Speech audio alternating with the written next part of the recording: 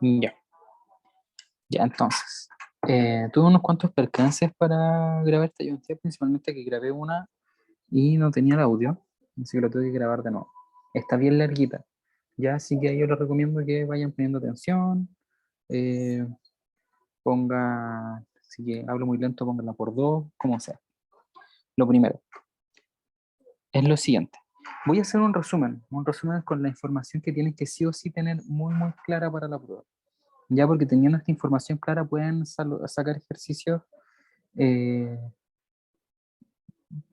mm, como tanteando un poquito la dificultad. Entre más difícil, claro, les va a costar un poco más, pero teniendo esta materia muy clara, sorteando esta materia de cada ejercicio, después ya salen un poquito más sencillos, ¿ya? Porque esta es la parte donde tienen que interpretar.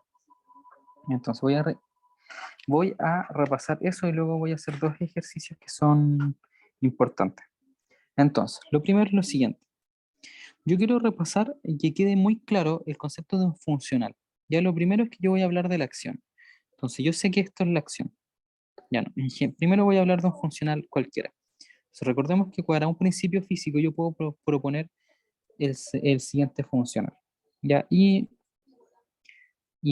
un funcional, como habíamos visto antes, la integral que va desde A a B, sea eso cualquier cosa que definamos cuando planteamos el funcional, con y punto, x, dependiente de x. Ya esto es funcional. Recuerden que esta es la función que nos va a permitir encontrar cómo se va a comportar el funcional o la trayectoria de la cual depende el funcional.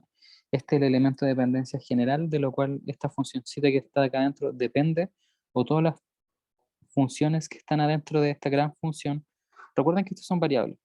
Entonces, todos estos objetos, estas variables que están dentro de esta función, recuerden que estas también dependen de otras. Ya, entonces este elemento que está fuera del funcional es aquel del cual dependen todas estas variables que está dentro y por consiguiente depende este funcional completo. Recuerden que eso va asociado a la presencia de este elemento. O sea, si yo tengo el funcional y tengo acá muchos términos, si en alguno de ellos aparece el x, quiere decir que el funcional depende directamente del x. Pero si el x no aparece y yo tengo solamente funciones, por ejemplo, tengo acá, eh, por decir algo, tengo el i punto por el i más el i punto, ahí no aparece el x, pero yo sé que estas tres cositas dependen de x, entonces esa es dependencia indirecta. Ya, eso es como un concepto que igual lo vamos a usar más adelante. Entonces recordemos esto. Entonces, sea el funcional i, eh, la forma de minimizarlo es con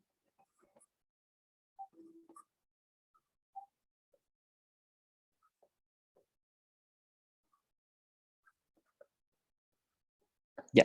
Entonces, la forma en la que yo voy a trabajar esta función, que es lo que me interesa, es minimizarla. Esta función no, en general nos dice o la vamos a usar como para predefinir o caracterizar algún principio físico o algún fenómeno físico. Y ese fenómeno físico va a depender indirectamente de esta función de acá. Entonces, ¿cómo yo sé cuándo se va a cumplir el mínimo o el máximo de una función? Es derivando. Pero acá la gracia es que yo quiero minimizar este funcional. Entonces, el método de Euler-Lagrange dice que si yo quiero minimizar el funcional con respecto a la variable x, que es la dependencia indirecta, o dependencia directa, bueno, ahí en general, generalmente es eso. Esto se anota más cómodamente así. Significa esto que también tengo que aplicar esa misma derivada, esta integral y punto x de x. ¿Ya?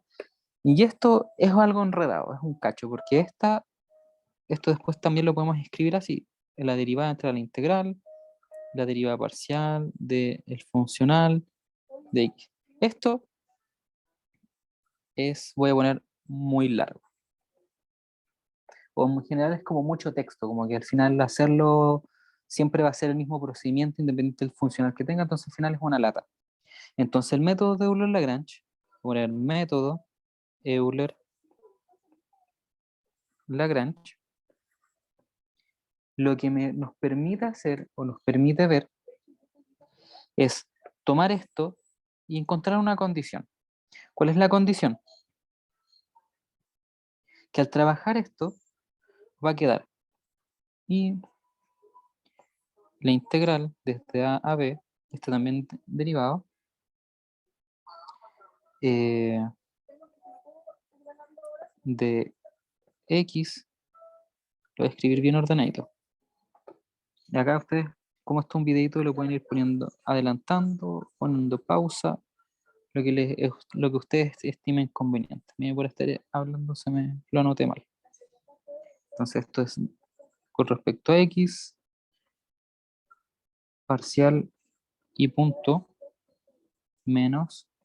Esto ya ustedes se lo deberían saber de memoria, ya porque los debiésemos estar usando siempre para todos los ejercicios.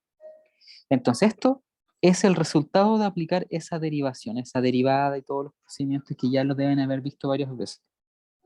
La gracia de esto es que si yo estoy buscando el mínimo, yo busco lo siguiente. Si busco el mínimo, si yo busco el mínimo, quiero que esto sea igual a 0. Como quiero que eso sea igual a 0, dentro de lo que está aquí, lo único que puede inducir a que algo sea 0 es que esto que está acá adentro sea 0. ¿Ya? Entonces, esa condición implica que esta derivada de x parcial de y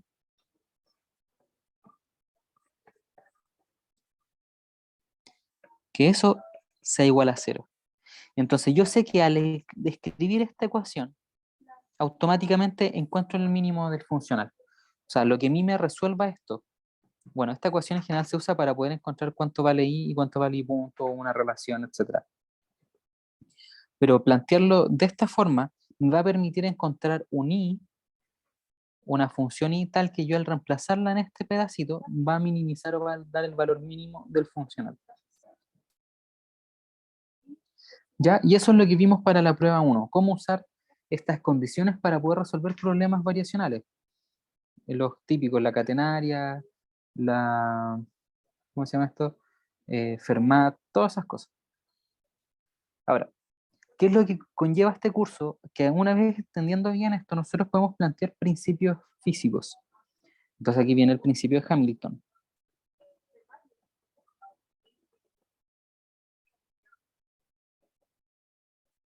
El principio de Hamilton. Y el principio de Hamilton no es más que yo decir que voy a proponer un funcional que se llama acción. Entonces la acción dice cómo yo me muevo en el universo. Entonces yo tengo la acción, tengo que esta acción, si yo estoy hablando de moverme en el tiempo, o sea, moverme en el espacio, tiene que haber una connotación temporal, porque en el momento 1 yo estoy en cierto lugar y en el momento 2 estoy en otro. Entonces tengo que plantear, o las variables de la cual van a depender todas las formas en las que yo me muevo, siempre son con respecto al tiempo. Entonces yo tengo esto es T2, y acá voy a tener un lagrangiano, que así llamamos a esa función que está dentro del funcional, que va a depender de las infinitas cantidades vectoriales que yo tenga. O sea, de las cantidades vectoriales, que serían en este caso las funciones coordenadas. Entonces yo tengo aquí x y x punto y punto y t. ¿Ya? Estas son las funciones que definen mi trayectoria. Si me muevo en la dirección x, si me muevo en la dirección y. Ya estoy eliminando la z porque al final es lo mismo.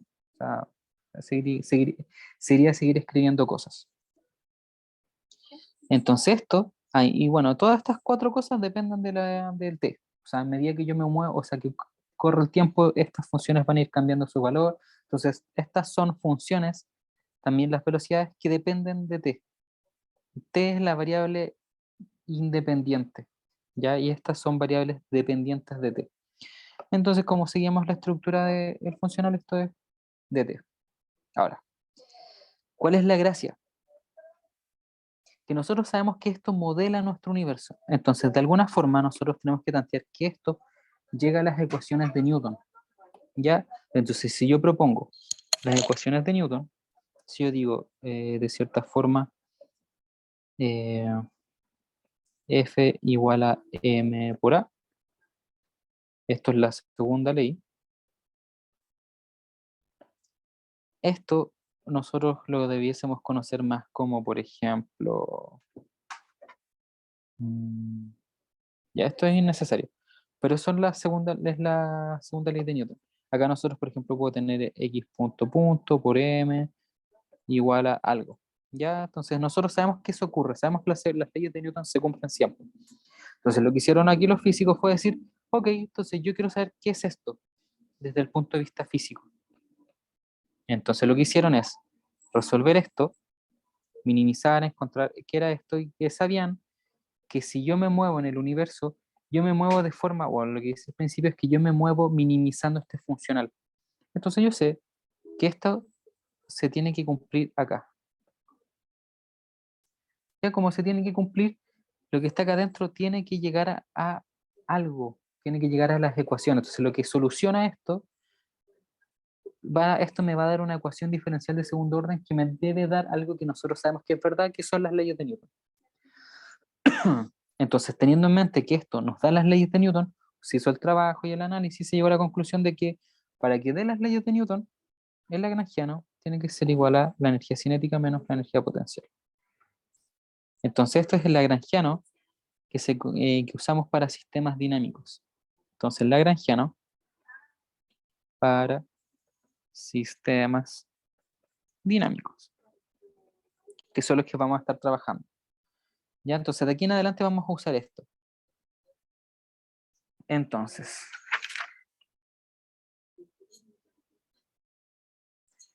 ahora la pregunta es, ¿cómo trabajamos estas cosas?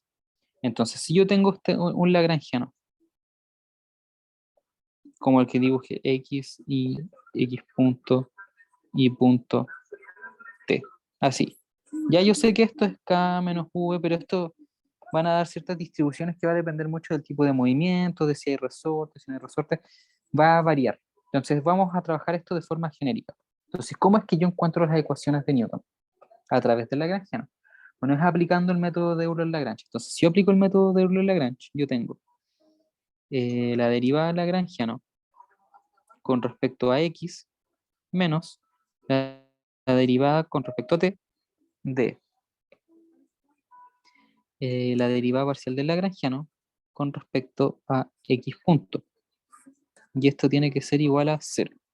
Y esta es la primera. Entonces, ¿por qué es la primera? Porque yo necesito una ecuación por par de coordenadas. Ya, entonces una ecuación por par de coordenadas y aquí la par de coordenadas va a ser x, x punto, y, y punto, y así. Ya. Entonces esa va a ser la primera. La segunda va a ser hacer exactamente lo mismo, pero con respecto a y.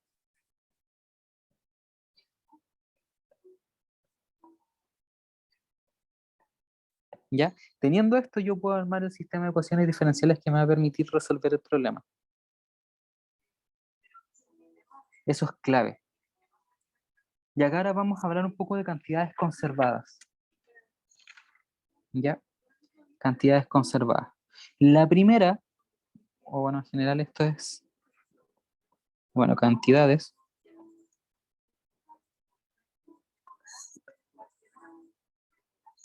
Cantidades conservadas. Lo primero que nosotros podemos ver es que si es, por ejemplo, identificar cómo encontrar otros conceptos físicos a partir del lagrangiano. Entonces voy a partir por el momento. Y voy a decir momentum generalizado. Así lo van a encontrar en el libro. Cada vez que se habla de momentum generalizado es porque estamos calculando momentos para cualquier tipo de coordenada.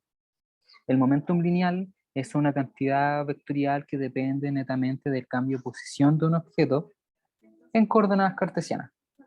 ¿Ya? Entonces es la cantidad de movimiento que lleva un objeto. Pero cuando esto empieza a rotar o tiene movimientos un poco más complejos, hablamos de momento angular, etc. Son cantidades conservadas dependiendo del tipo de coordenada. O así es la forma más fácil de entenderlo. Matemáticamente y físicamente tiene como otra connotación un poco más completa, pero al menos a mí me interesa que ahora lo aprendan así. Entonces, si yo quiero calcular un momentum, el momentum se denota con una P y voy a poner P sub I, siendo I el tipo de coordenada. Entonces, lo que va a pasar con esto es que yo voy a derivar el lagrangiano. Acá voy a poner QI punto. Entonces, eso es la formulación general para n tipo de coordenadas. Entonces, aquí el lagrangiano tiene coordenadas QI, que lo voy a anotar acá como más resumido. No, está mal si lo anoto así. Es Q sub I, coma, QI punto. ¿Ya? Y esto, bueno, lo voy a anotar completo. Q1, Q2, Q3, coma, punto, punto, punto. Qn, punto 1,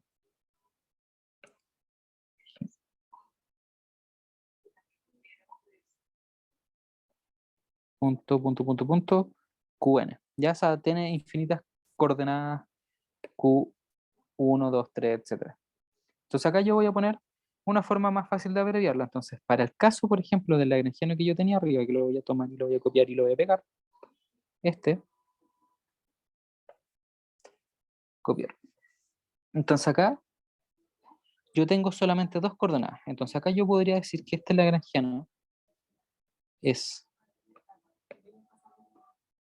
un lagrangiano que depende de Q1, Q2, Q.1, Q.2, T. ¿Ya? Y el que yo escribí antes es así. Entonces noten que hay una analogía. X, Y y Z, que para coordenadas, por ejemplo, cartesianas, representa 1, 2, o sea, Q1, Q2 y Q3. Entonces, cuando yo tengo infinitas coordenadas, esto va creciendo y esto es una forma como de irlo denotando o escribiéndolo chiquitito. Hay otra forma, por ejemplo, que es escribir esto como x1, x2, x.1, x.2, t. Entonces, bueno, esto son notaciones, lo van a ir viendo en el libro dependiendo del ejercicio. Pero en general esto es cualquier tipo de coordenada que tenga la Lagrangiana. Entonces, voy a trabajar con esta de aquí. Entonces, si yo quiero, por ejemplo, el momentum con respecto a x, la derivada del lagrangiano con respecto a x, punto. Si quiero el momentum con respecto a y, la derivada del lagrangiano con respecto a y, punto. Entonces, ¿qué ocurre? ¿Qué ocurre cuando eh, estas dos cosas no están directamente presentes en el problema? O sea, se conservan. O sea, no, miento. No están directamente presentes en el lagrangiano. Es una variable que no aparece en el lagrangiano. Entonces, este y este, o sea, ocurriría lo siguiente. Entonces, si x, y, o en general, una coordenada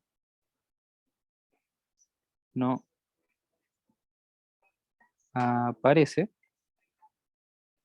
en L, la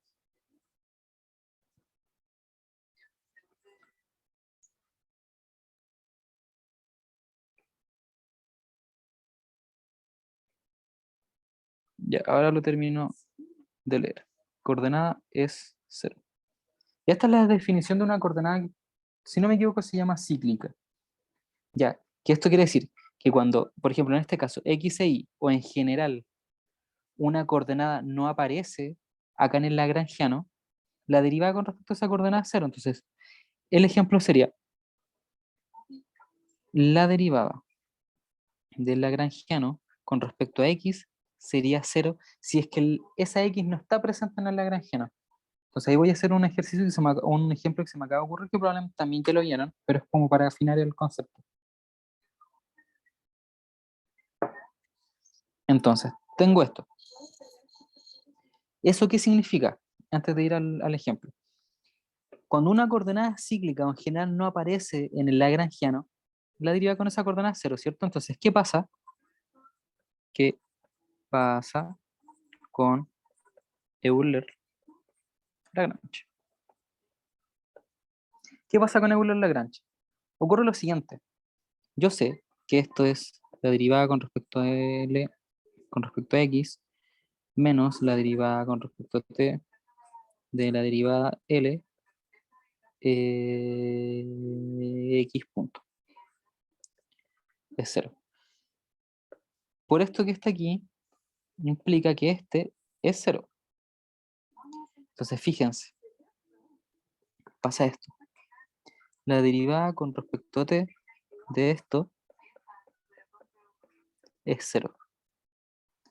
¿Ya? Eso significa entonces que la derivada con respecto a T de lo que está acá adentro, que como yo les dije, lo que está allá adentro es un momentum. Entonces, en este caso sería el momentum con respecto a Px. El momentum Px va a ser 0.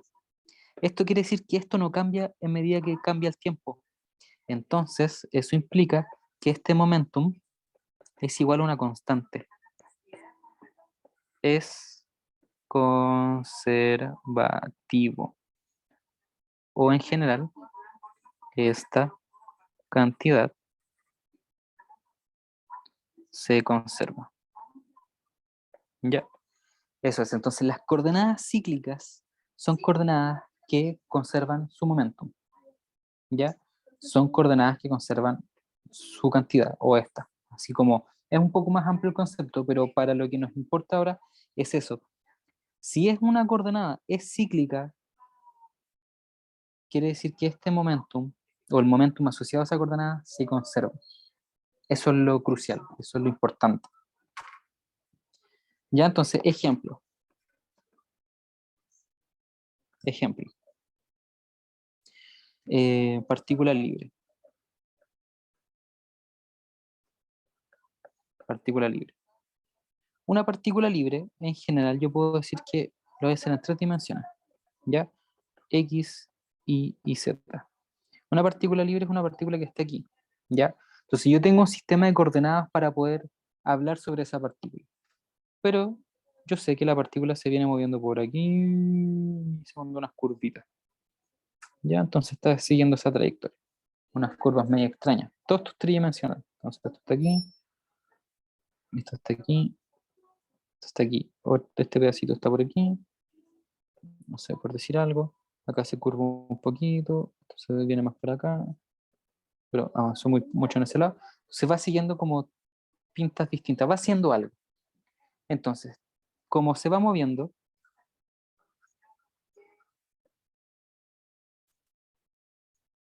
las coordenadas que son X, Y Z son cambiantes en el tiempo, entonces son función del tiempo, van cambiando a medida que corre el tiempo. Pero no hay ningún potencial. No hay potencial. Entonces no hay potencial, no hay algo, un campo escalar que genere un cambio vectorial en estas cositas. Recuerden que un potencial es el campo escalar que genera un campo vectorial que perturba nuestra partícula. Caso de ellos, por ejemplo, energía potencial gravitatoria, que es G masa 1 masa 2 partido en R, y esta genera una fuerza gravitatoria que es G m1 m2 R cuadrado. Ya eso es como un ejemplo. Muy vago. Y acá me falta el R vector, es el R tongo, y acá también el R tongo. Ya, de hecho, este es A vectorial. Ya, y esto recuerden que es la fuerza es igual a menos el gradiente del potencial gravitatorio. Ya eso es como una definición. Ya, pero volviendo a lo importante. Entonces, como no hay potencial, esta partícula solo se va moviendo, entonces tiene una velocidad. ¿Ya? Tiene una velocidad. Entonces, como conclusión, tiene solo velocidad. Entonces, para la partícula libre, solo tenemos energía cinética, ya 1/2 de la masa por velocidad al cuadrado. Entonces, esto lo voy a hacer así. El vector posición de esta partícula va a ser X, de hecho lo voy a hacer grandecito, X.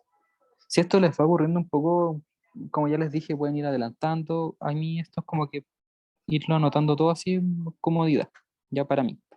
Ya, pero entonces esto voy a ponerlo al tiro que es dependiente del tiempo, y tongo más i con respecto a t, j tongo, cerrar, más z con respecto a t, j tongo.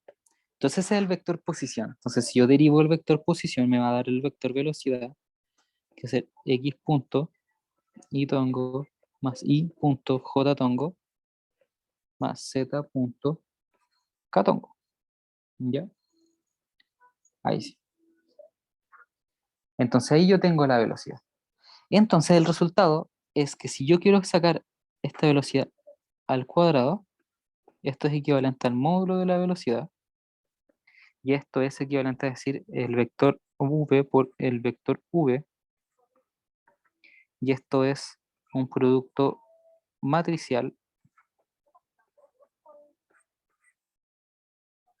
Si esto no les hace sentido, bueno, es un poquito ya de cálculo, pero son formas de escribirlo. Esto es el producto punto entre dos vectores, que es poner este multiplicado por su transpuesto, hacer este de aquí. Y bueno, el resultado de eso es lo que han visto siempre. X punto cuadrado más Y punto cuadrado más Z punto cuadrado. Entonces la energía cinética de este caso va a ser 1/2 de la masa por X punto cuadrado más Y punto cuadrado más Z punto cuadrado.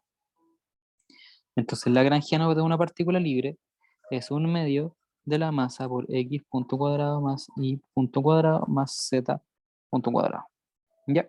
Entonces, recapitulando, tenemos una partícula que puede moverse por todo el espacio. No hay un potencial. Eso quiere decir que solo hay una velocidad en el sistema. Solo hay velocidad. ¿Ya? Y acá yo voy a asumir que la partícula se mueve libremente por los tres ejes, así que voy a decir que hay, bueno, que su vector posición, que está representado por los tres ejes, tiene una derivada en cada uno de los tres ejes, y esa derivada es distinta de cero. Ya no sé si es constante, no tengo idea, pero voy a decir que se mueve libremente por esos lados. Entonces acá tengo el lagrangiano. Entonces calculemos Euler. No. Entonces, aplicamos. Esto es lo correcto. Aplicamos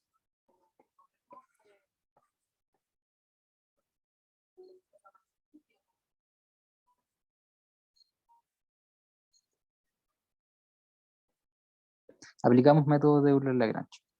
Entonces eso significa la derivada de L con respecto a X menos la derivada con respecto a T de la derivada lagrangiana con respecto a X punto igual 0. Esta va a ser la primera ecuación para el primer par de vectores. Recuerden que esto es lagrangiano, que en este caso depende X punto, Y punto, Z punto, y no hay un X ni un Y ni un Z. Ya, pero se asume que este es para el primer par de vectores, que sería el X punto y el X, pero ya vamos a ver qué pasa por no estar el X. Esa va a ser la primera y la voy a anotar. La derivada del lagrangiano con respecto a X es 0, así que esto de aquí es 0. 0. Entonces me va a quedar dt, voy a eliminar el signo menos porque voy a quedar solo con el 0, o sea, igual a 0, y bueno, lo omito, l x punto, igual 0. Entonces calculo la derivada de L con respecto a X punto igual a mx punto. Así. Sí, porque recuerdan, derivo esto con respecto a X punto y este son constantes. Esto de hecho va a encerrar un paréntesis y este igual va a encerrar un paréntesis. ¿Ya?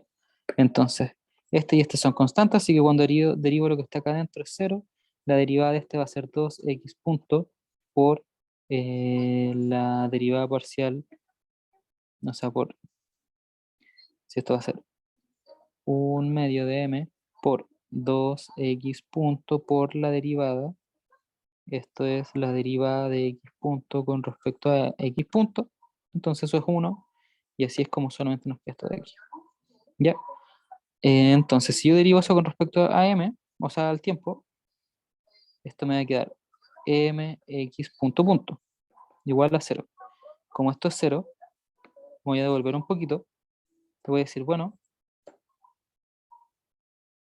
dt de mx punto es igual a 0, lo que implica que mx punto es igual a una constante. Ya recuerden que esto pueden verlo como que están integrando ahí con respecto a t y sale una constante. Entonces yo sé que esa constante es un momentum, pero un momentum con respecto a x. Y va a ser constante, o sea, se conserva el momento, no cambia. Ya eso es como lo que quería llegar. Y si hacemos lo mismo con respecto a x e y, vamos a hacer siempre lo mismo. L, I, menos dt, parcial L, x punto, igual a 0. Acá me equivoqué, esto es un i punto, igual a 0. Entonces eso implica m i punto igual constante igual pi. Y si lo hago para z, poner aquí para z es lo mismo, es igual, y eso significa mz punto igual una constante igual pz. ¿Ya? Entonces, esa es una forma de encontrar una cantidad conservada como el momento. Tomo el lagrangiano, lo derivo por la coordenada que quiero, y si aparece es bacán, si no aparece hay que ver qué ocurre. Pero acá yo estoy sacando automáticamente los momentos. Otra cantidad conservada que es importante que sepan calcular y que se las voy a demostrar también, es la energía. Entonces, conservación de la energía. Conservación de la energía. Entonces, ¿cómo yo puedo interpretar la energía dentro de un sistema dinámico? Ya yo sé que la energía es igual a K más V, ya más un potencial. Y esto yo lo voy a llamar el hamiltoniano. Entonces, ¿qué es el hamiltoniano? Hamiltoniano. Entonces, el hamiltoniano es un término, es una función que va a depender de Q sub i punto, coma Q. ¿Ya? Y la fórmula, que ya la conocen, es una ecuación, la que yo les decía que les permitiría resolver Hamilton, o sea, funcionales de forma mucho más rápida. Entonces esto es la suma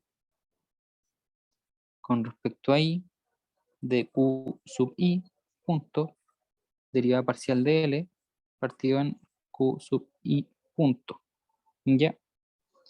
Menos el lagrangiano. Ya esto es un término, o una serie de términos, menos el lagrangiano, y esto también lo pueden anotar como la suma sub i de q sub i punto por el momentum sub i menos el lagrangiano. Ya, eso es en general. Esto es el hamiltoniano. Es aplicarle esta transformada de Legendre, creo que era, sí, al lagrangiano, porque esto es una transformación. Y eso va a llevar a la energía. Entonces, vean lo siguiente.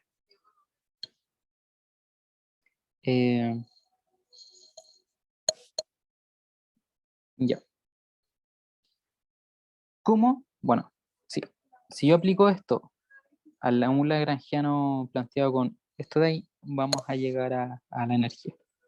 Entonces, para ciertos casos puntuales el hamiltoniano es igual a la energía. Hay veces, hay casos que el hamiltoniano no es igual, pero para todo lo que vamos a estar estudiando ahora, sí, va a ser, es.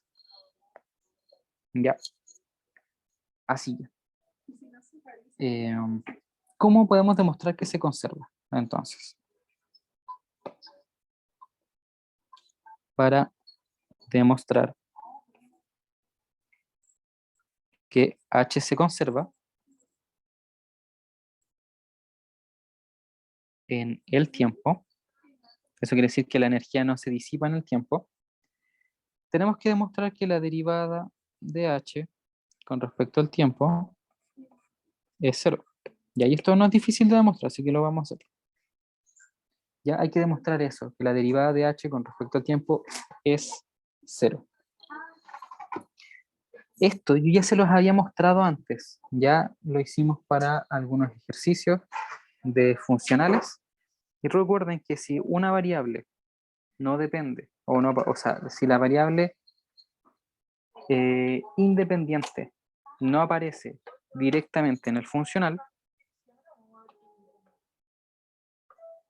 si esa variable independiente no aparece explícitamente en el funcional, quiere decir que el hamiltoniano se conserva y que esa derivada de t con respecto a h es igual a cero. Y eso quiere decir que h es una constante. Así lo podemos demostrar. ¿Ya? Entonces, esto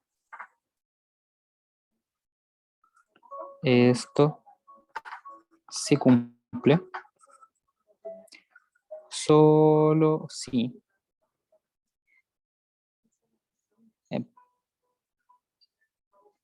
la variable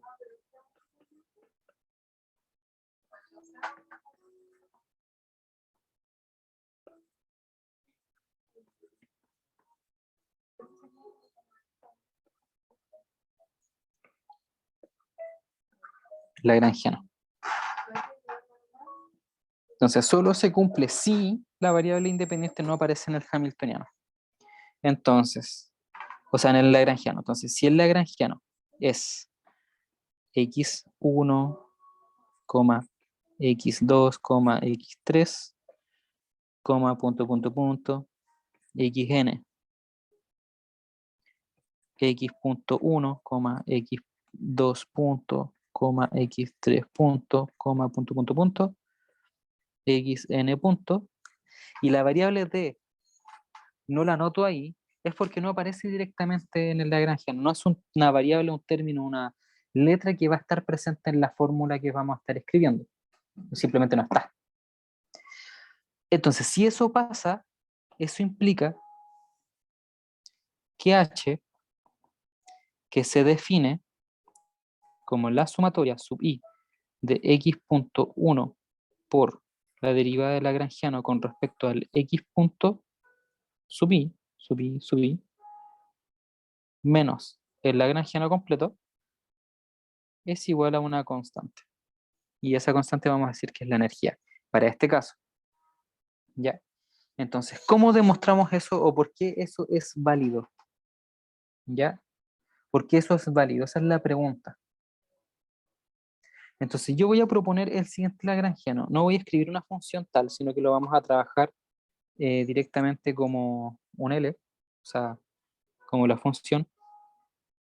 Entonces, ejemplo. Sea este lagrangiano x y x punto y punto. Y no depende directamente de t, no aparece la t. Entonces, voy a anotar acá el ladito por si acaso. No aparece explícitamente t. Si eso pasa, que no aparece explícitamente t, el hamiltoniano que tenemos que calcular es, como es la sumatoria, y acá solamente tenemos dos términos, o sea, dos pares de coordenadas, x, x, esto veámoslos como x1, x2, x1 punto, x2 punto. Es lo mismo.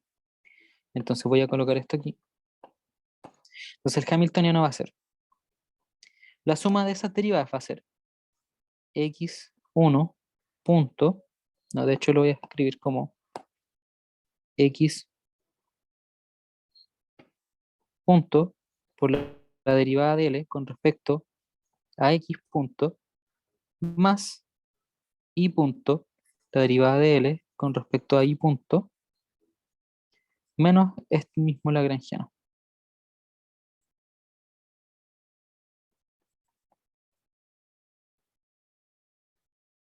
Ya, ese va a ser nuestro lagrangiano. ¿Sí? ¿Se entiende? Perfectamente. Entonces, lo que yo quiero ahora es derivarlo con respecto al tiempo, porque yo quiero que esta derivada, queremos demostrar que es igual a cero, ya, pero tenemos que llegar a que sea cero. Entonces voy a derivar con respecto al tiempo. Entonces esto conlleva que la derivada de h con respecto al tiempo, voy a escribir de nuevo que me es terrible feo, la derivada de h con respecto al tiempo es igual a la derivada de t de todo esto, x punto l parcial x punto más la derivada. Recuerden que la derivada se separa por suma. La derivada de una suma es igual a la suma de las derivadas. Ya, pero aquí lo estamos aplicando. Menos la derivada con respecto a t de este lagrangiano. Y todo es derivada directa. Aquí no estamos derivando parcialmente porque sabemos que todo al final, de cierto modo, depende un poquito del tiempo. Entonces, vamos qué pasa. Tenemos que ir resolviendo las derivadas y esto no es tan complicado. Esto es la derivada de una multiplicación, así que eso es la derivada de t con respecto, o sea, la derivada de x punto con respecto a dt, por eso es la derivada parcial, por el otro término, más la x punto por la derivada de t con respecto a l, x punto. Más, aquí seguimos tanteando lo mismo. De hecho, como ya se entiende un poquito, voy a hacer al tiro y punto punto, l, y punto, más y punto, derivada de t, derivada de t, de L partido en I, menos derivada de T de L. Igual, X punto punto, parcial L, X punto, X de T, L, X punto, Y punto punto, L, Y punto, Y punto, de T, L, Y punto, menos de T en Lagrangiano.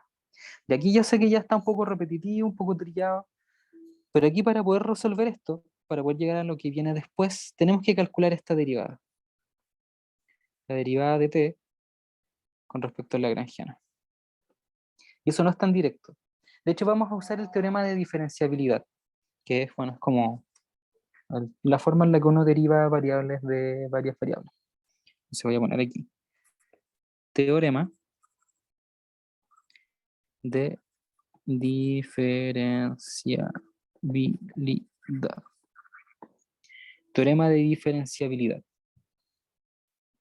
¿Ya? Y ese teorema de diferenciabilidad nos dice, voy a cerrar bien la página con eso, que L, o en este caso, voy a borrar aquí, L que depende de x, y, x punto, x punto, y punto, y depende implícitamente de t, la derivada de todo eso va a ser la derivada de x con respecto a t por la derivada parcial de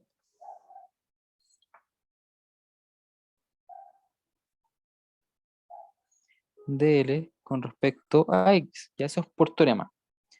Más la derivada de y con respecto de t por la derivada parcial de L con respecto a I, más la derivada de I punto con respecto a T por la derivada parcial de L con respecto a I punto, más la derivada de X punto, me voy a saltar de esa, por la derivada de T por la derivada parcial del lagrangiano con respecto a X punto, más la derivada de T con respecto de T por la derivada parcial del lagrangiano con respecto a t. Y ahí es el teorema de diferenciabilidad. Es la derivada de la primera variable con respecto a la variable que quiero con la que estoy derivando la función completa por la parcial y así sucesivamente. Eso es teorema de diferenciabilidad. Si tienen más dudas, revisa libros donde aparezca eso. Entonces vamos resolviendo, vamos minimizando. La derivada de x. La derivada de x con respecto a t es x punto por la derivada parcial de L con respecto a X. La derivada de Y con respecto a T es Y punto, entonces ya vamos entendiendo a qué se refiere esto. L, Y, más la derivada de Y punto con respecto a T, Y punto punto, L, Y punto, más la derivada de X punto con respecto a T, X punto punto, L, X punto, más la derivada de T con respecto a T es 1, así que esto quedaría como L, T. ¿Ya? Pero acá nosotros sabemos que L no depende directamente de T, así que esta parte es 0. La derivada de L con respecto a T es 0 porque T no aparece dentro, no aparece parcial, o sea, como aparece implícitamente. Entonces, tomando esto en cuenta y volviendo un poco a lo anterior, a lo que teníamos antes del hamiltoniano, esto implica que la derivada del hamiltoniano con respecto a T es lo que teníamos antes, x punto, parcial de L, parcial de x, más x punto, derivada de T, de L, x punto, más y punto punto, derivada de L con respecto a y punto, más y punto, derivada de T con respecto a L, Li punto, menos, y aquí empiezo a anotar las cosas del lagrangiano, menos, o sea, de esto que habíamos visto antes del teorema de diferenciabilidad. Entonces, menos esto aquí, menos y punto L y menos y punto punto punto L y punto menos x punto punto L x punto. Ya tenemos todo anotado. Entonces, este sería nuestra derivada del hamiltoniano. Y ahora noten que pasa lo siguiente. Esto lo voy a hacer con un colorcito rojo. Fíjense que este y este son iguales. Tienen tienen las mismas cositas, pero con signo distinto, así que se hace 0. Noten que este y este también son iguales, solo que tienen distintas cositas, así que este se hace 0 y este también. Y son las dos cosas que podemos eliminar.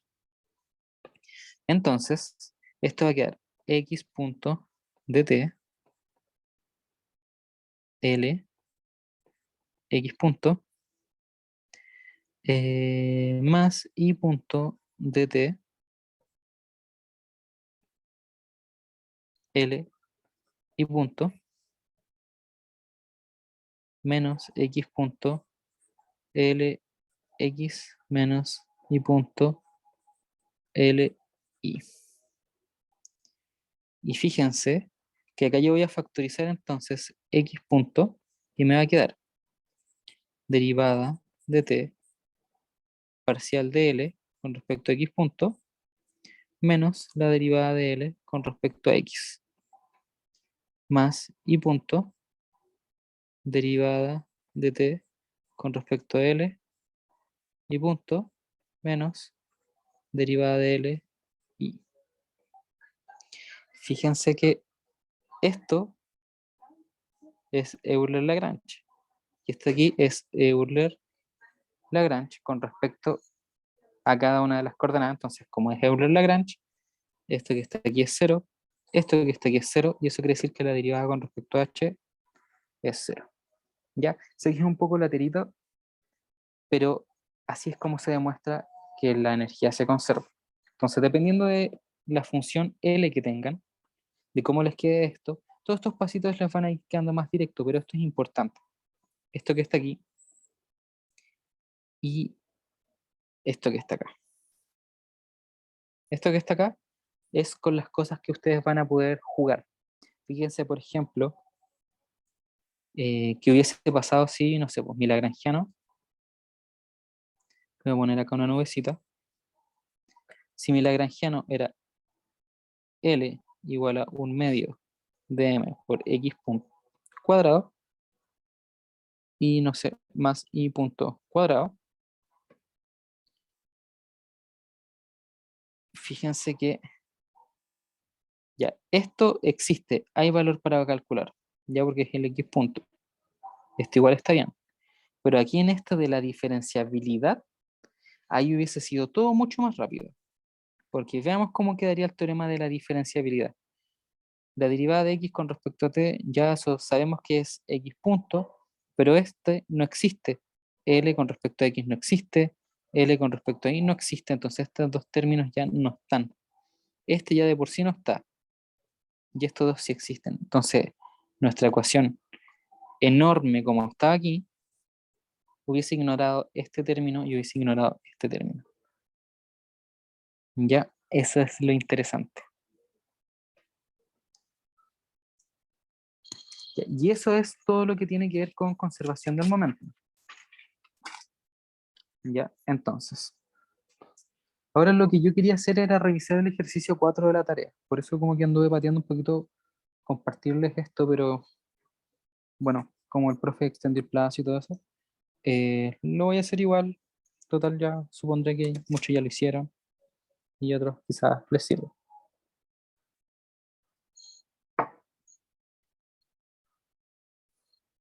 Entonces,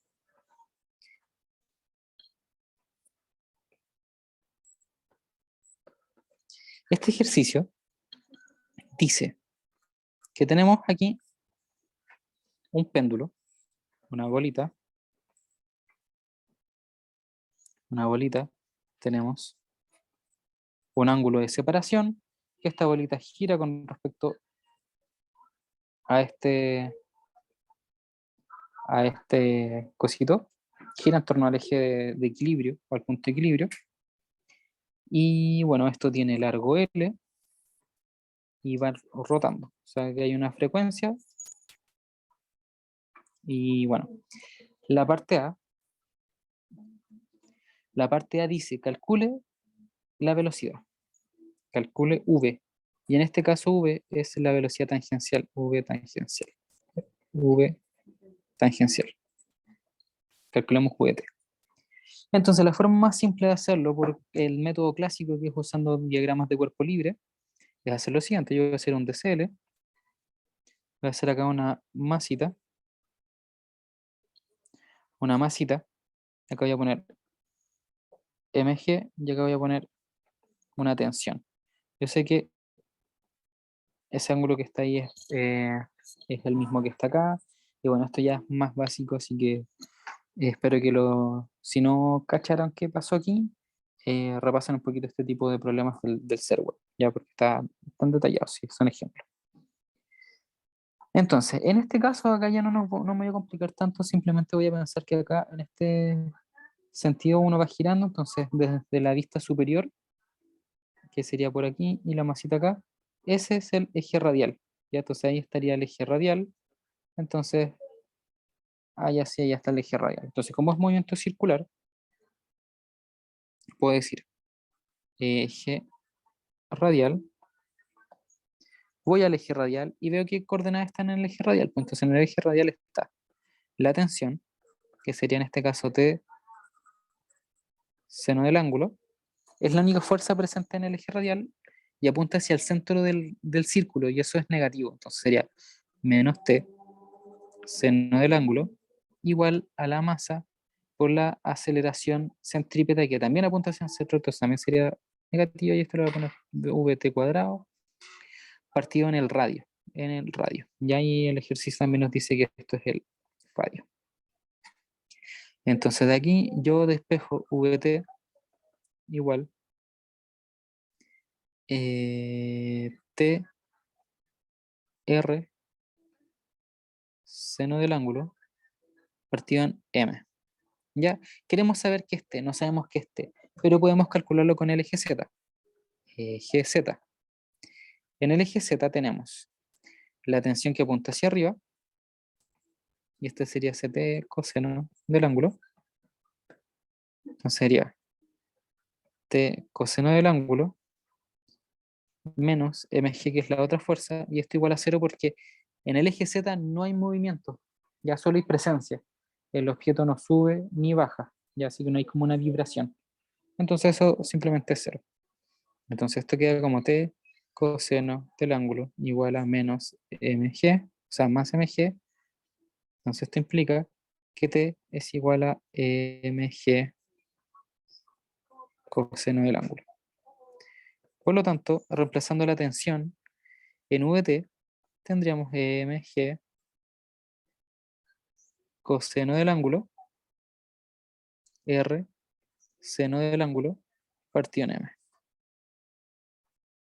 Ya, entonces, acá ordenamos un poquito, simplificamos lo que hay que simplificar, y tenemos GR partido en M, seno del ángulo, partido en coseno del ángulo.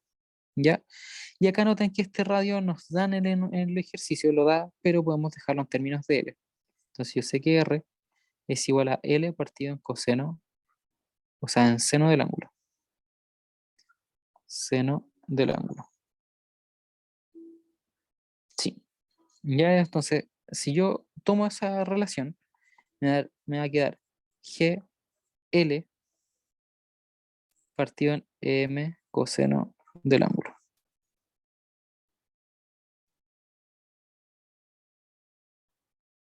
Y acá olvidé borrar esta M. Así que ahí quedaría. Ahí sí quedaría. GL coseno del ángulo. Ah, y esta velocidad está al cuadrado. Esto está al cuadrado. Ya porque sí, ahí lo puse al cuadrado y después me lo comí. Ya entonces esto, velocidad al cuadrado, y eso implica que la velocidad total es más menos raíz de GL coseno del ángulo. Noten que este más menos nos habla de la orientación. Y como esto solamente nos estamos diciendo que gira hacia ese lado, también podemos decir que gira hacia el otro y llegaríamos al mismo resultado. Solo que para un valor, para un sistema, esto gira hacia allá o podría girar para el otro lado. Y da igual. Como que en cualquiera de los casos nos daría el mismo valor. Y ahí la misma raíz. Así que estamos bien. Eso es por el método clásico. Entonces ahora vamos por método de dinámica. Ya para ponerle el nombre al curso, dinámica.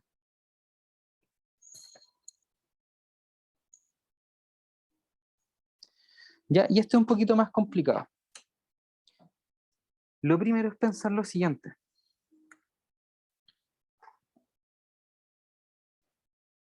Tenemos un péndulo, ¿cierto? Tenemos el péndulo. Tenemos que el péndulo se puede mover por aquí, ¿ya? Y esto va a girar acá. Si yo hago lo siguiente, yo voy a dibujar acá una esfera, acá los puntitos, las líneas punteadas, el centro de la esfera, acá, acá. Yo estoy diciendo que este péndulo circular se está moviendo en el fondo sobre una línea del círculo. Entonces quiere decir que las coordenadas están condicionadas, hay condiciones sobre las coordenadas. Pero yo voy a hacerlo bien general hasta por el momento. Entonces, ¿cómo puedo representar el movimiento de este objeto? Si puede girar solamente, pero al mismo tiempo, si esto no estuviese condenado a estar siempre en el mismo ángulo, esto podría subir, bajar, y podríamos hacer el recorrido completo de ese círculo. Entonces yo voy a decir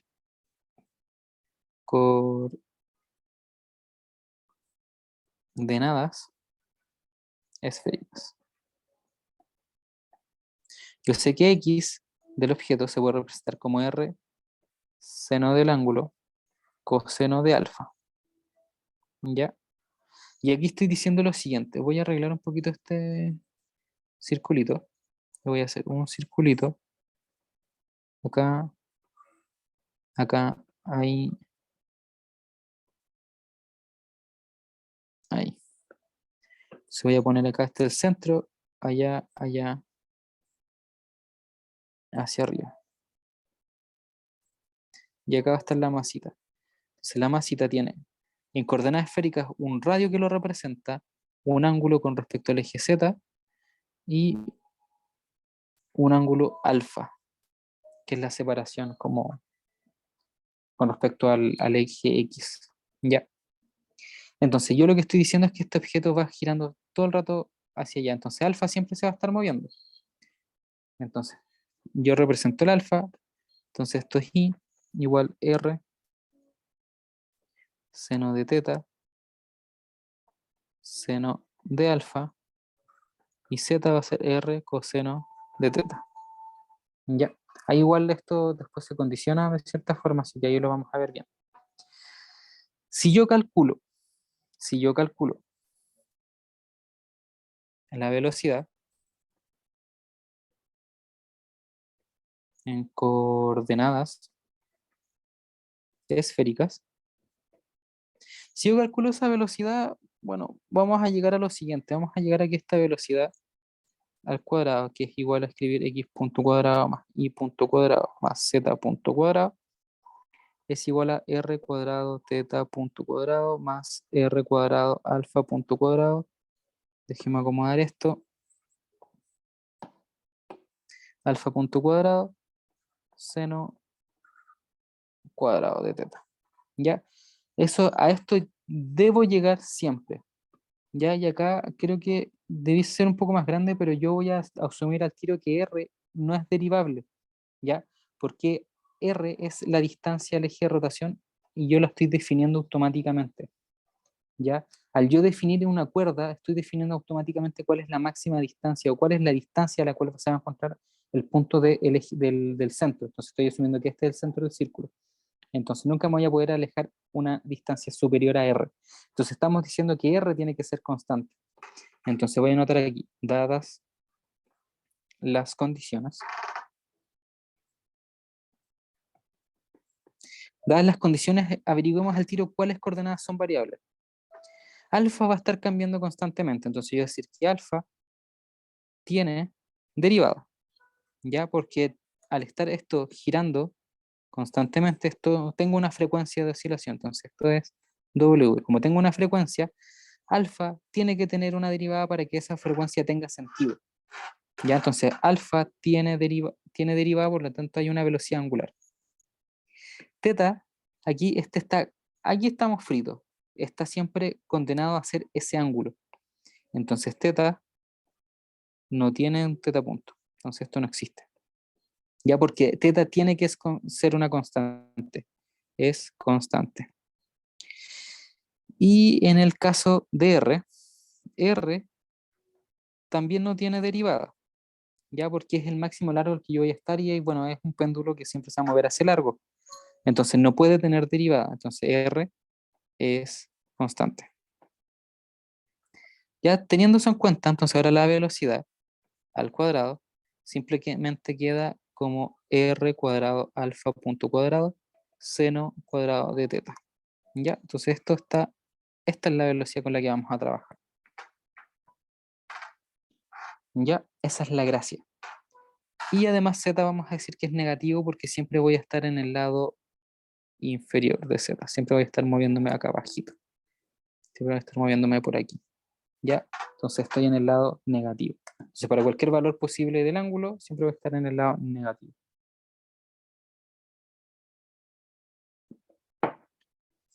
Ya. Entonces, ¿qué sería lo siguiente para seguir el método de Lagrange? Es calcular el lagrangiano. Entonces, el lagrangiano, que es K menos V,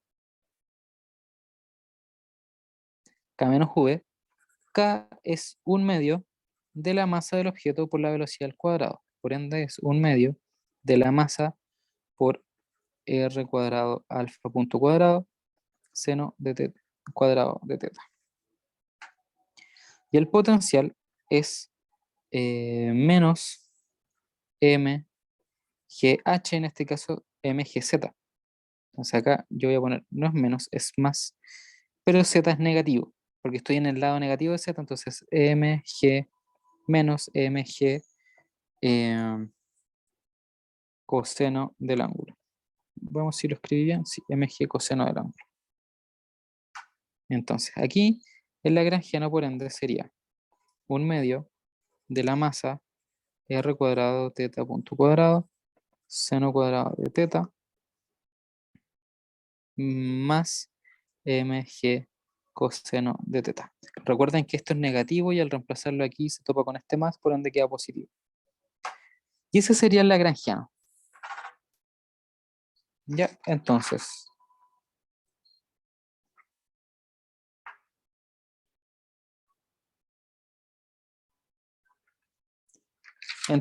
lo primero que podríamos hacer es pensar si hay coordenadas cíclicas. Pues notemos que sí. No aparece alfa acá. Entonces en alfa se conserva el momento angular. ¿Cierto? Entonces calculemos eso. Calculemos P alfa, que sería igual a la derivada parcial del lagrangiano con respecto a alfa punto.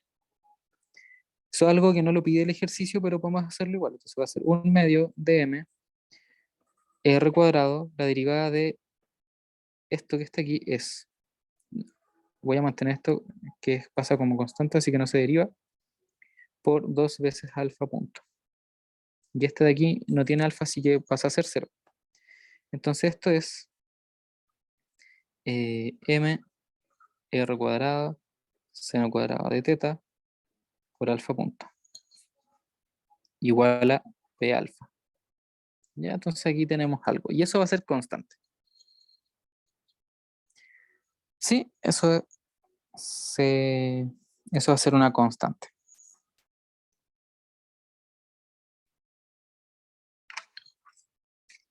Entonces,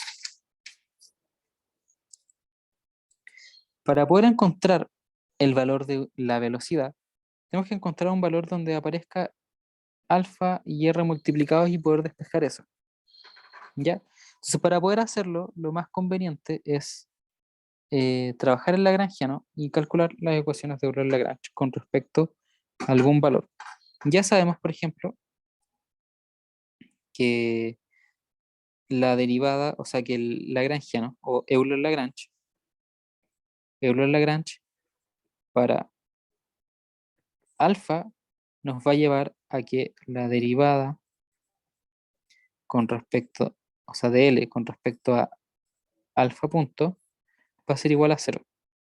Entonces la mejor conclusión que podemos sacar de eso es mr cuadrado seno cuadrado de teta por teta, o sea, por alfa punto.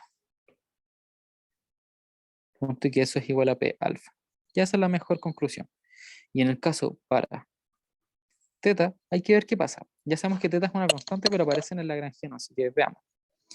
Entonces el lagrangiano, que ya definimos que era este,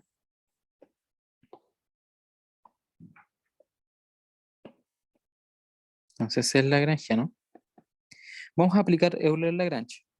Entonces vamos a decir la derivada de L con respecto a teta menos la derivada de t de L con respecto a teta punto. Noten que esta aquí es 0, porque teta punto no aparece, no existe acá en el lagrangiano. Entonces esta de aquí es 0. Entonces esta de aquí es 0. Entonces solo nos queda la derivada del lagrangiano con respecto a teta. Y esa derivada es 1/2 de m alfa punto cuadrado r punto, o sea, r cuadrado seno cuadrado de teta, que es 2 veces seno de teta por la derivada de seno de teta, que en este caso sería coseno de teta, más mg, que en este caso sería menos menos mg seno de teta igual a 0.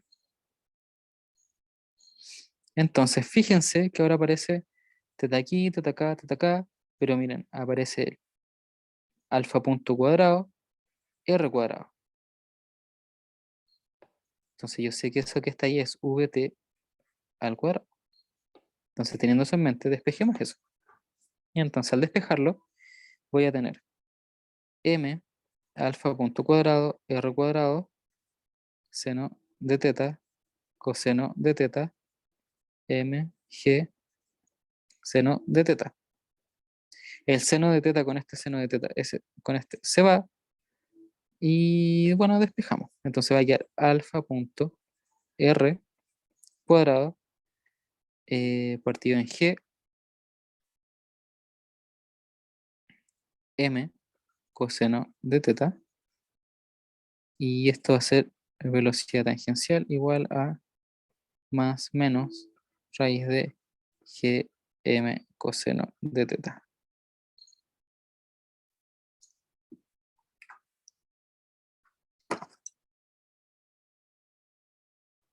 Y aquí me falta algo.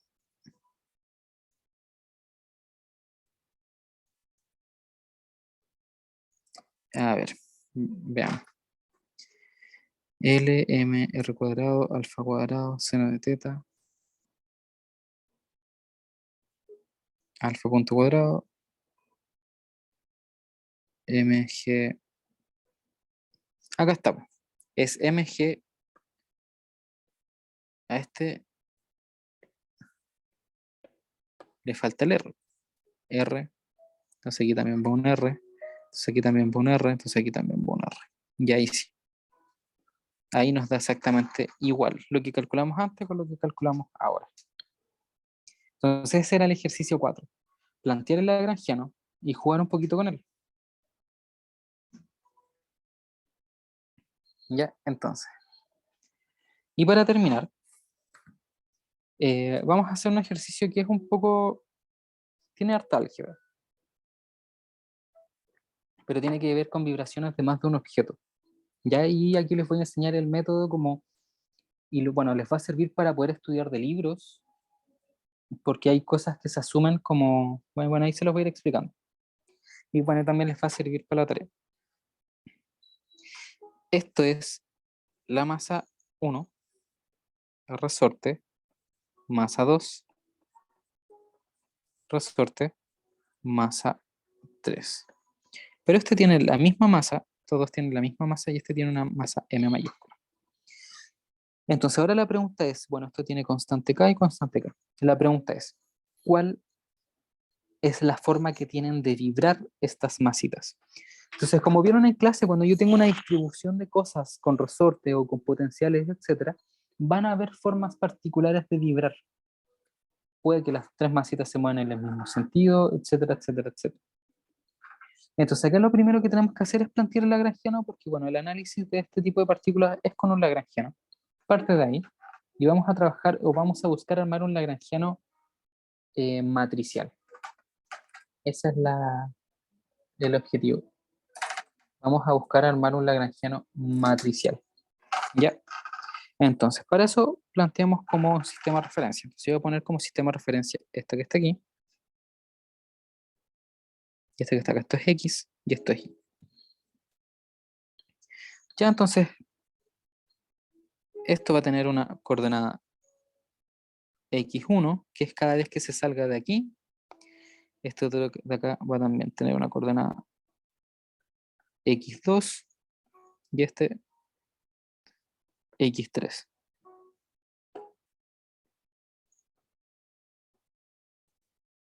X3. Ya, entonces con eso podemos armar el lagrangiano. Tenemos una coordenada para cada masita. Entonces la energía cinética, por ejemplo, va a ser un medio de la masa de x1 punto cuadrado más un medio de la masa grande por x2 punto cuadrado más un medio de la masa por x3 punto cuadrado. Ya hice la energía cinética y va a ser la derivada de cada una de estas. Es un poco directo esa parte. La del potencial. La del potencial es 1/2 de K x2 menos x1 menos alfa. Esto recuerden que es por que yo tengo acá una distancia que es el largo natural que yo voy a decir que es alfa, que es A. Ya tengo un largo natural que es A. Entonces, el estiramiento, la contracción va a estar determinado por la resta de x2 con x1, porque supongamos que este se queda acá en 0, entonces x1 está aquí. Pero esto se mueve para allá, entonces se estira. Entonces va a ser el estiramiento máximo menos el estiramiento de este pedacito acá o este movimiento. ¿Ya? Entonces, esa es como una forma de verlo. Esto menos este pedacito de acá me va a dar el estiramiento real del resorte. ¿Ya? Y además tenemos que considerar eso del largo natural. Eso lo vimos en ayudantías pasadas. Entonces esto va al cuadrado más 1/2 de K por lo mismo, pero ahora con las masitas x3 y x2. Entonces sería x3 menos x2 menos A. Y ese sería el potencial. Ahora, ¿qué es lo fome de esto? Es que va a ser un poquito difícil poder plantear las matrices con esto de acá, ya porque son términos que estamos como mezclados. Si yo meto el cuadrado aquí, se van a ir corriendo, este alfa también va a dejar su caos por ahí. Podemos hacerlo, pero es mucho más difícil. Entonces hay un tipo de coordenadas que se llaman coordenadas normales o coordenadas relativas, ¿ya? Entonces, coordenadas normales o relativas. Coordenadas normales o relativas. Entonces, las coordenadas normales o relativas se notan de la siguiente manera. Voy a poner ese símbolo sub i por x sub i menos x0i. ¿Y esto qué significa? Es posición final menos posición de equilibrio.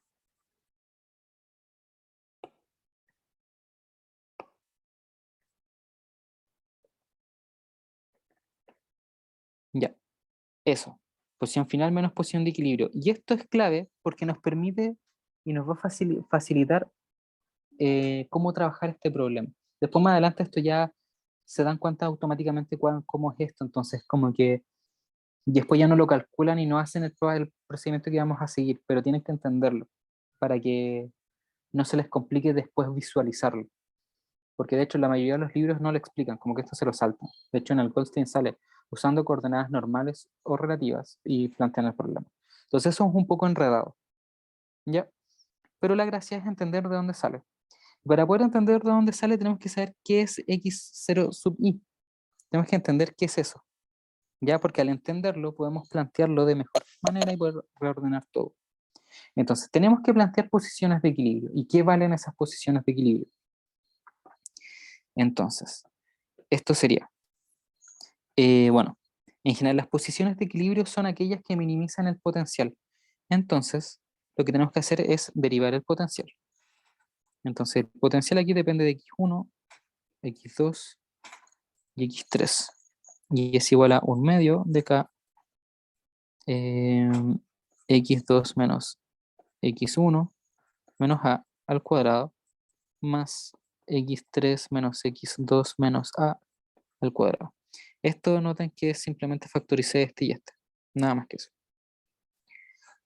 Entonces, tenemos que derivarlo para poder encontrar cuáles son los mínimos. Entonces, voy a derivar u con respecto a x1 y voy a igualar a 0. Entonces, eso es 1/2 de K por la derivada, esto va a ser 2x2 menos x1 menos A, por la derivada de lo que está dentro, que sería menos 1. Esa sería la derivada de la primera y eso quiero que sea igual a 0. Entonces esto queda K, x2 menos x1 menos A, con un menos ahí, esto es igual a 0. Entonces la posición de equilibrio es aquella que cumple esta relación, que x2 menos x1 es igual a A. Esta es una condición. Entonces, la condición que minimiza el potencial es cuando se cumple esta recta. Cuando esta recta es igual a la posición de equilibrio. O sea, al largo natural del resorte. Si hago lo mismo con la 3, que noten que si derivo la 3 es casi la misma forma que tiene esta, porque x3 solo se repite ahí. Entonces, si yo derivo eso, igual a 0, queda 1/2 de k por, esto se hace 0 derivándolo con respecto a x3, entonces me queda 2 veces x3 menos x2 menos a, por la derivada de lo de adentro, que sería 1 positivo, porque sería x3, o sea, la derivada de x3 con respecto a x3, entonces eso es 1. Y esto igual a 0. Entonces eso de ahí implica que otra condición de equilibrio es x2 menos x, o sea, x3 menos x2 igual a. Aquí, dada esta condición, se va a dar un potencial mínimo. ¿Ya? Bueno, esta derivada es como inútil, pero esto es si derivamos x2 igualamos a 0. Si derivamos el potencial con respecto a x2, queda 1/2 de k factor de 2 veces x2 menos x1 menos a por la derivada de x2, que sería 1 positivo, más la derivada de, o sea, 2 veces x3 menos x2 menos a por la derivada de x2 dentro de ese paréntesis, que sería menos 1. Y todo eso igual a 0.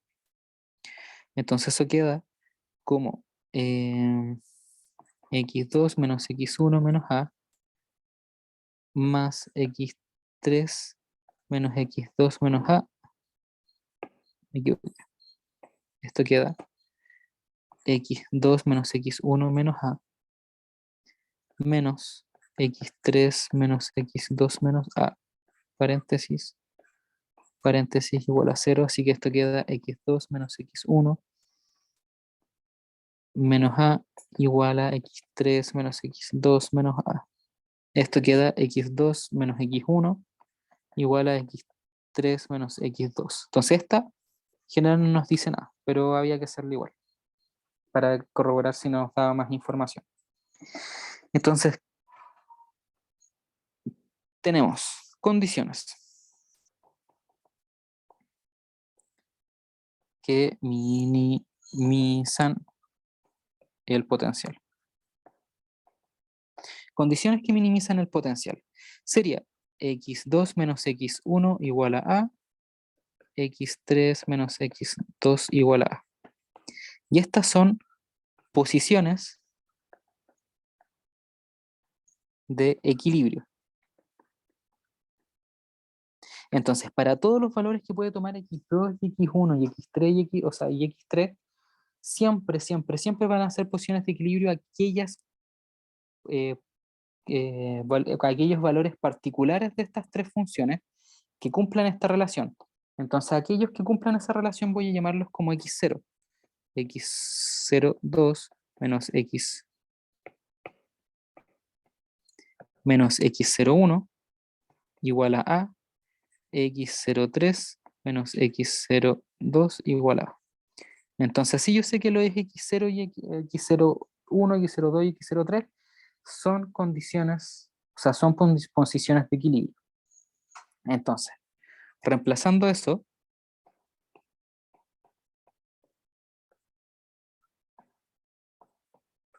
en el potencial, noten que queda lo siguiente.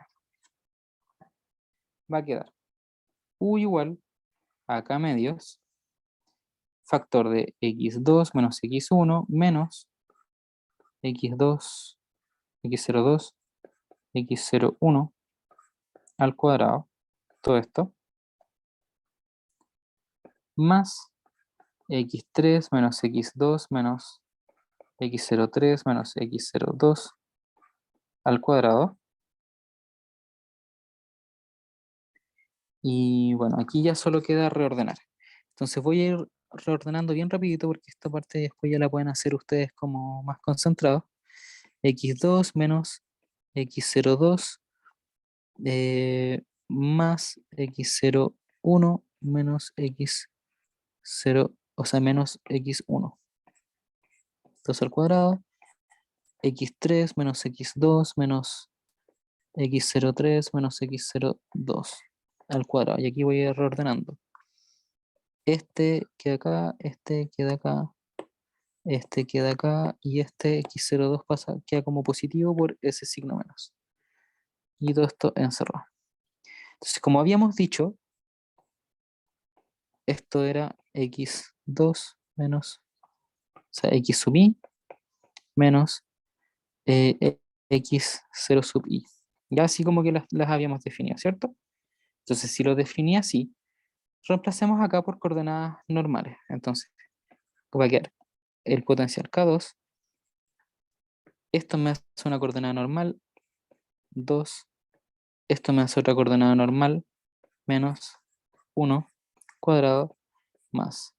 Esto me hace una coordenada normal, 3. Esto me hace una coordenada normal, 2 al cuadrado. Entonces ahora la gracia es ver esto. Noten lo siguiente.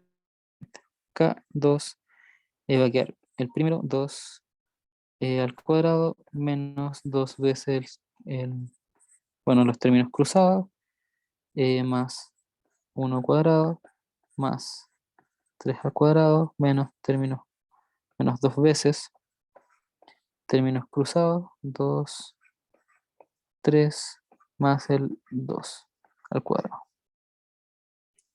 Y si reordeno de nuevo, noten que va a quedar 1,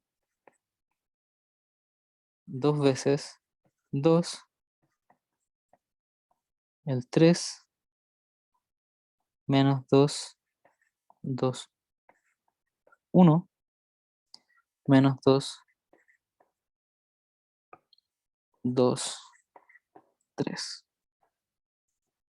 Y entonces ahí teniendo todo reordenadito, fíjese en lo siguiente. Acá esto me va a dar como las coordenadas, toda la vibración que va a tener la coordenada, o sea, la masita 1, la vibración de la masita 2, vibración 3, y bueno, cómo se afecta una con la otra. Esto lo podemos reescribir en una matriz. Entonces esta es la matriz B. Y la matriz B se define como un medio de la sumatoria del potencial AB por la coordenada QA por la coordenada QB. Esto es una matriz. Y esta matriz se escribe como un medio K menos K0 menos K, 2K menos K, 0 menos K, K. ¿Por qué queda así? Noten que siguiendo esta fórmula, esto es la posición de los términos. Entonces esto es 1, 1. Entonces este es el término que va en el 1, 1. Entonces acá este V almacena lo que va multiplicando cada n. ¿Ya? Entonces fíjense que acá queda ya el 1 medio, entonces esta n pasa, o sea, hasta acá pasa para acá. Entonces este término es el n1 por el n1, porque esta posición de acá de la matriz es coordenada 1, 1. Entonces n1 por n1 por este término que sería k. Luego vamos con el siguiente. Este queda al cuadrado, entonces también sigue siendo otro término de la diagonal, porque sería n2 por n2, que sería esto al cuadrado, por 2 veces k, que sería lo que quedaría si paso ese k así. Y así, haciendo ese mismo procedimiento, este también es un término de la diagonal, entonces esto es Q3, Q3 o N3, N3, sería eso de ahí, y esto es el porque sería solamente ponerle la K, y así sucesivamente, con todos estos términos de acá. Entonces esa es una forma de armar la matriz B. Ya se usa utilizando el potencial y preferiblemente en coordenadas normales o relativas. Luego, otra matriz que necesitamos es la de la energía cinética. Energía cinética. Esta es más fácil. Si yo tengo que la energía cinética para coordenadas x es un medio de mx1 punto cuadrado más mx2 punto cuadrado más mx3 punto cuadrado, Noten que también le tengo que hacer la sustitución de las n, ya de las coordenadas normales, pero noten que una coordenada normal sub i es xi menos x0 sub i. Noten que esto siempre va a ser una constante y este va a ser cambiando, va a ir cambiando en el tiempo. Entonces si yo derivo esto con respecto a t, me va a quedar n punto sub i x punto sub i, y este se hace 0 porque es constante. Entonces, teniendo eso en cuenta, ahí haciendo la sustitución, me va a quedar que la energía cinética es 1/2 de m n1 cuadrado punto más m n2 punto cuadrado más m chico otra vez n3 punto cuadrado. Entonces, la matriz, o sea, entonces la energía cinética va a ser 1/2 por la matriz m, y esto va a ser, o sea, por la matriz m por q. Ya, entonces, siguiendo la misma idea de lo anterior, la matriz M es la matriz que almacena las cositas que multiplican a estos n. Entonces esto va a ser M, 0, 0, 0, M grande, 0, 0, 0, M. Entonces, ¿cómo yo puedo reescribir ahora el lagrangiano matricial? Entonces el lagrangiano matricial va a quedar 1/2 M Q punto cuadrado, que serían estas n puntos, menos 1/2 del potencial por Q cuadrado. Ya, entonces, esto quedaría L, entonces voy a hacer Euler-Lagrange. Claro, allá al hacer Euler-Lagrange, este es mi resultado. M, esto ya no se lo voy a mostrar porque es más procedimiento de cátedra. Q. Ya, eso es lo que queda al aplicar Euler-Lagrange a este lagrangiano matricial. Entonces noten lo siguiente. Q de t, que sería esta Q de acá, es, en resumen, lo siguiente. Es una Q0 por un E, por un I, por un W, por un T. Y van a haber infinitos. ¿Ya? Y esto es porque esta es la solución genérica o general para un movimiento oscilatorio. ¿Ya? Eso es como general. ¿Ya? Para esto nos da cualquier respuesta para cualquier tipo de movimiento oscilatorio. Solamente habría que sustituir este resultado en la ecuación. Entonces acá nosotros estamos suponiendo una solución general o común en el movimiento oscilatorio. Entonces, el método para poder resolver esto es tomar esta solución general, sustituirla acá y ver qué es lo que ocurre. Entonces noten que para eso tenemos que calcular x punto punto. Entonces para eso, como x punto, que también depende del tiempo, y va a quedar IW e IWT por U sub 0. Y así sucesivamente con todas. Sería simplemente derivar. Entonces esto quedaría como IW factor, y W va a ser como un pseudo vector más chiquitito, con muchas cositas, pero que, o sea, es un escalar que va a multiplicar todo este vector.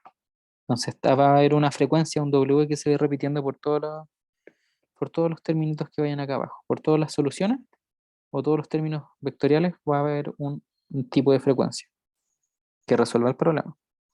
Entonces esto va a quedar como Q0, o sea, como, sí, como Q0. Lo voy a borrar y lo voy a escribir de nuevo. Va a quedar como Q0 E I W T. Y así infinitos cositos hacia abajo. Si yo derivo de nuevo para encontrar el Q punto, esto va a quedar como menos W cuadrado factor de 0 W y T, tirando hacia abajo. Y esto que está aquí es lo mismo que QT. Entonces eso se repite. ¿Ya? Entonces esto se repite aquí.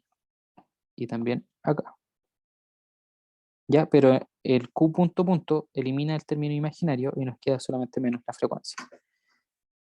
Entonces, ¿qué significa esto? Que si yo reemplazo en la ecuación de Euler-Lagrange, me va a quedar lo siguiente. Va a quedar M menos W cuadrado por QT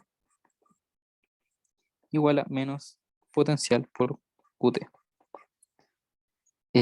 Voy a pasar este sumando hacia allá y voy a factorizar por QT. Entonces voy a pasar el potencial sumando QT más, de hecho voy a dejar el menos mw cuadrado QT igual 0. Y esto nos deja lo siguiente, v menos mw cuadrado factor de QT. Entonces, para que esto tenga solución, este determinante tiene que ser igual a 0.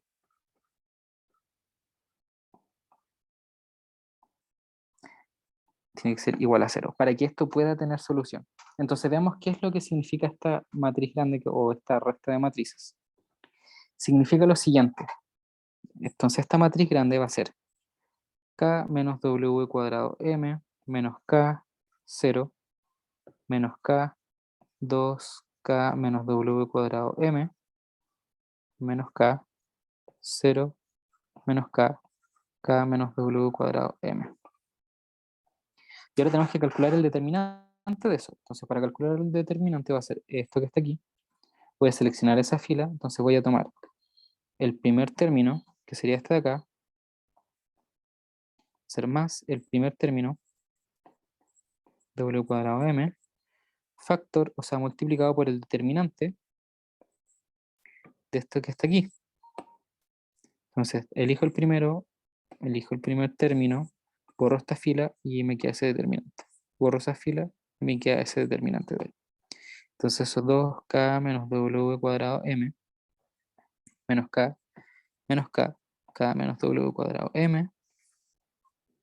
Ahora voy por el primero que va con un menos el siguiente término, menos K, por el determinante de lo que va quedando. Entonces, es este término, borro esta fila, sería este de aquí y este de aquí, lo que va dentro de esa pequeña matriz. Menos K, 0, KW cuadrado M. Y luego tendríamos que colocar el tercero, pero el tercer término es un 0, entonces va a ser este 0 por el determinante que quede entre estos cuatro términos, entonces eso sigue siendo 0. Entonces nos quedamos con esto de acá. Entonces vamos resolviendo. K menos W cuadrado M, factor del determinante de esto que está aquí, y el determinante de una 4 por 4, o sea, de una 2 por 2 es este, por este, menos este, por este. Entonces eso es 2K menos W cuadrado M, acá hay un paréntesis más grande, por K menos W cuadrado M, menos K cuadrado, y eso quedaría K cuadrado. Este por este menos este por este, sí, no, sigue quedando el menos. Sería menos. Luego menos, o sea, me queda más K por el determinante de la pequeña matriz, que sería menos K por K menos W cuadrado M. Y eso tiene que ser igual a 0. Entonces voy a reordenar un poquito y bueno, y después le voy a colocar el resultado porque luego simplemente reordenar esto de acá. Entonces voy a anotar esto ordenadito. Factor de 2K menos W M cuadrado M menos K cuadrado más K menos K. De hecho, este quedaría más K cuadrado, quedaría menos. Menos K cuadrado, factor de K menos W cuadrado M. Y eso tiene que ser igual a 0. Ya, entonces, ¿cuál es el objetivo de lo que viene ahora? Es ordenar esto de tal forma que la frecuencia la podemos dejar escrita como afuera, como en términos de multiplicación. Entonces, ese es el procedimiento es largo, ¿ya? Así que voy a llegar al resultado nomás porque este video se está extendiendo demasiado. Entonces, si yo quiero hacer esta igualdad 0 y poder despejar, tengo que ordenar la frecuencia para que me queden cosas multiplicándose y sin estas restas. O sea, tengo que eliminar esa resta, esta, y bueno, y todas las restas posibles. y dejar todo en términos de multiplicaciones. De tal forma que me va a quedar k menos w cuadrado m, w cuadrado, y acá me va a quedar una más grande que va a ser menos 2km menos mk más w cuadrado m por m chica, que es igual a 0. Beneficio de esto es que ahora tengo tres ecuaciones, una donde esto es igual a 0, otra donde esto es igual a 0 y otra donde esto es igual a 0. Entonces eso me deja tres ecuaciones. Entonces voy por la primera. La primera es k menos w cuadrado m igual a 0, y esto significa que w es igual a más menos raíz de k partido en m.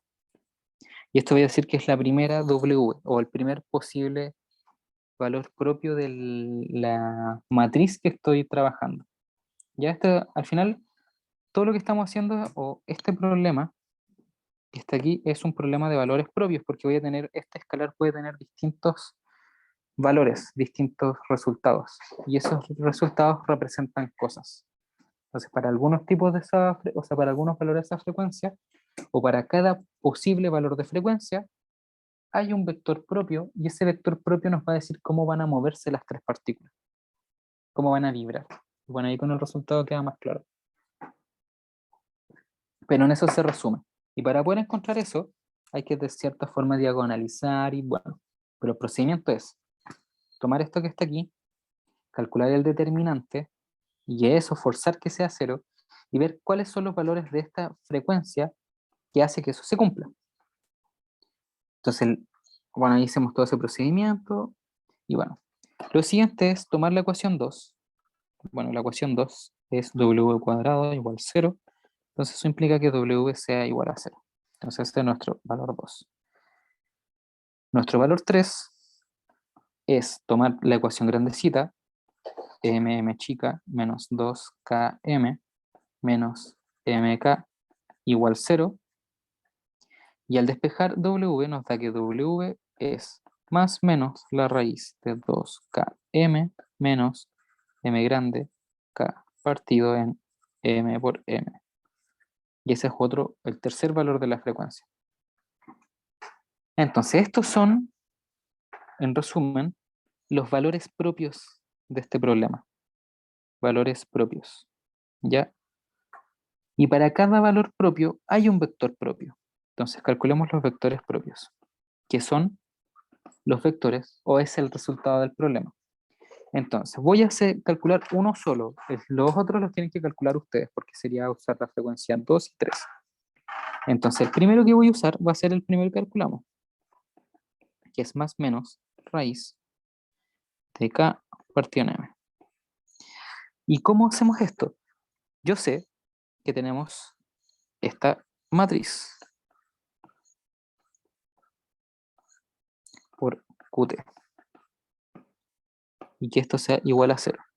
Y esto lo podemos reescribir como la matriz v menos w cuadrado m que teníamos antes, que va a ser k menos w cuadrado m menos k 0 menos k 2k menos w cuadrado m menos k 0 menos k menos w cuadrado m.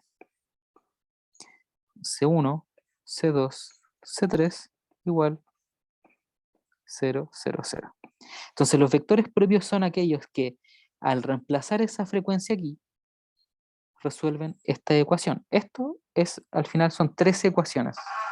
¿Ya? Entonces si yo reemplazo esa frecuencia, acá va a quedar lo siguiente. Reemplazando esa frecuencia, va a quedar k menos, más menos esa raíz, ahí como está el cuadrado va a quedar k partido en m por m menos k, 0, aquí, menos k, 2k menos k partido en m por m grande, menos k, 0, menos k, k menos sw cuadrado, como ya vimos, k partido en m por m chica, y esto, C1, C2, C3, igual a 0, 0, 0. Ya, entonces, se fijan, esta matriz queda 0 menos k, 0, 0, 2k menos k, m grande, menos k, 0, menos k, 0. C1, C2, C3, y eso tiene que ser igual a 0. Entonces eso nos da tres ecuaciones. La primera es esta por esta, y eso va a ser 0 por C1 menos K por C2 menos 0 C3, y esta es más. ¿Ya? Y eso tiene que ser igual a 0. La siguiente es esta por esta. Se va a hacer 0 por C1, 2K menos K partido en M grande, por C2, y esto es más, menos, aquí me equivoqué, este también tiene un K. Entonces esto de acá es K. Y ahora sí, entonces este sería menos K C3. Tiene un menos y aquí un menos, y ahí sí. Y esto tiene que ser igual a 0. Y ahora luego va esta por esta. Entonces de ahí nos dice 0 por C1 menos C2 por K más 0 por C3 igual a 0. Entonces ahora tenemos esas tres ecuaciones. Noten que de la primera y la tercera, entonces voy a trabajar esta, la primera es menos K C2 igual 0. Eso implica que C2 es igual a 0. La tercera nos dice lo mismo, entonces ahora nos vamos a la segunda. Como ya sabemos que C2 es igual a 0, al reemplazar ese C2 en la segunda nos queda menos K C1 menos K C3. Y esto es igual a 0. Y esto implica que C1 es igual a C3. Entonces, ¿cómo traducimos eso al resultado del vector? Es que para la frecuencia 1, el Q de t es igual a C1, C2 y C3, y dadas las tres ecuaciones, dimos con que Qt al final es C1, C2 es igual a 0 y C3 es igual a C1. Entonces, ese es el vector. ¿Qué representa esto? Representa que si yo tengo el sistema M, resorte, M chico,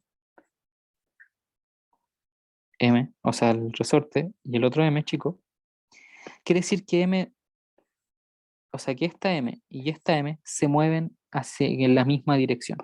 Eso quiere decir que la masita del medio se va a quedar quieta porque no hay movimiento, no hay un C. La frecuencia hace que eso sea 0. Entonces este no se mueve. Entonces esto hace que este se mueva para allá junto con el otro, o que si el otro se mueve para acá, este también se mueva para allá. Entonces se mueven en armonía. Entonces, este vector propio nos dice que la masa 1 y la masa 3 se mueven vibrando en las mismas direcciones. Entonces ahora yo a ustedes les dejo calcular qué pasaría con la frecuencia la frecuencia 2 cuando es 0 y la frecuencia 3 cuando es esta cosa que está aquí. Entonces, hacia la rápida, cuando la frecuencia es 0, noten que este se hace 0, este de ahí se hace 0, este de ahí se hace 0, y bueno, esto ahí es 0, esto ahí es 0, esto ahí es 0. Entonces acá queda un K, acá queda un K, y todo lo más se mantiene igual. Entonces en la primera, esto tiene un K, entonces podemos encontrar una relación entre la ecuación 2, o sea, entre C2 y C1, y para la ecuación 3, este sería 0, pero este sería con un K, entonces podemos encontrar una relación entre estas dos. Y ahí eso nos va a dar otro tipo de vector propio. Y esa es la gracia, que vamos a tener distintos vectores propios. Y cada vector propio nos va a decir cómo se van a mover estas tres. Hay uno que dice que estas tres se mueven en la misma dirección, siempre. Si una se va a la derecha, todos los otros se van a la derecha. Y otras que se mueven como más caótico. Bueno, y ese es el procedimiento estándar. Tienes que siempre seguir esa pautita. La parte más difícil es la inicial, cuando tienes que plantear las coordenadas del sistema. Lo demás ya es seguir como la misma pauta. Así que eso. Esa sería la ayudantía que les prometí con el videito y todo. Y bueno, ahí estamos coordinando cuando hacer la ayudantía presencial. O sea, no que es presencial, sino como para resolver dudas. Entonces hay una carita feliz.